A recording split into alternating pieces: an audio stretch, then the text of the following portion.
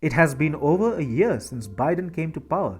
Let's go back to basics. What did Biden promise to US allies?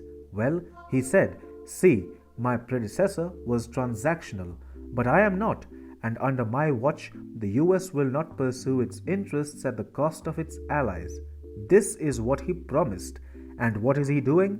Well, he is pursuing his interests at the cost of America's main ally in the Middle East, Israel.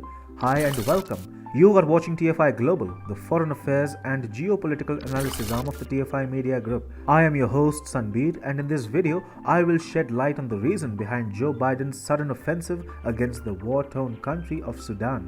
Let's begin. US President Joe Biden has been trying to undermine Israel's interests in the Middle East and North Africa region. First, he was just appeasing Iran at Israel's expense, and now he is going as far as Sudan in a bid to harm Israel. Sudan presently has a military leadership which is close to both Russia and Israel. This works for Israel because the civilian government under former Prime Minister Abdullah Hamdok wasn't very keen on warming up to Tel Aviv. But this doesn't work for Biden because of the obsessive hatred he displays towards Russian President Vladimir Putin. Hey, it's me Atul. I started this channel. We started small, we went big. Suddenly, the whitey police was after us. We dodged and ducked, but the algos got us really bad. So we designed our own app. It's free. We never ask for money, we never will. But the droid called us too sensitive and blocked us. We still have an Apple app. Join us and fast, because if you don't, we will cease to exist.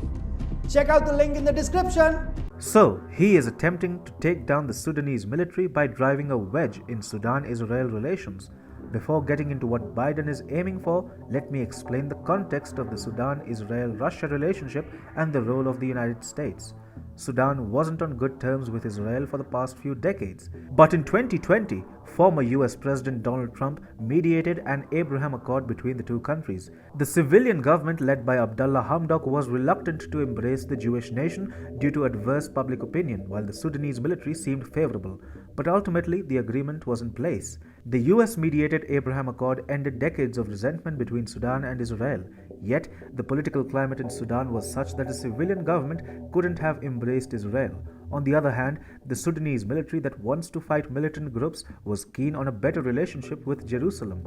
And then came Russia. Last year, there was a military coup in Sudan, led by Lieutenant General Abdel Fattah al-Burhan.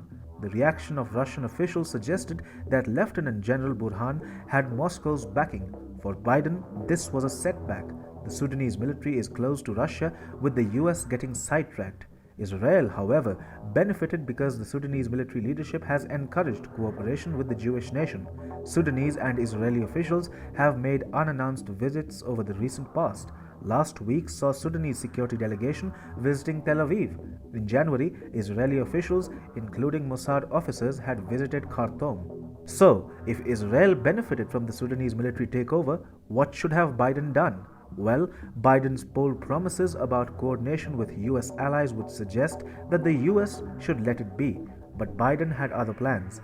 He decided that he will marginalize the Sudanese military and try to bring back the civilian regime because that favors his administration. So, he decided to launch blistering criticism with violations of human rights allegations. Indeed, an obvious reaction from the Biden administration.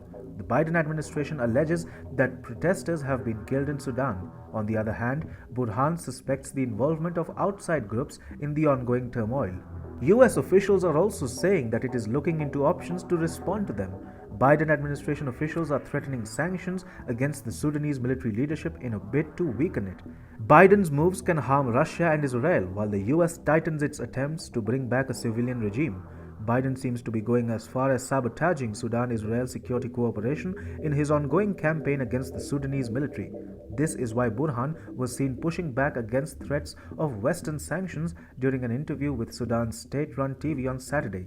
He was also seen defending Israel-Sudan ties. Burhan made it clear that Israel-Sudan ties aren't clear in a likely attempt to avoid any local outrage over the bilateral exchanges between Israeli and Sudanese officials. He said the exchange of intelligence with Israel had helped Sudan crack down on suspected militant groups that could have undermined the security of Sudan and the region. Burhan also said sanctions and the threat of them are not useful. So, this is Sudan's way of telling Biden that arm twisting tactics won't see light in Khartoum. For Biden, instigating anti-military sentiment in Sudan carries relevance. However, Burhan has shut him up with his response by proclaiming that Israel and the Sudanese military will keep cooperating regardless of Biden's empty threats.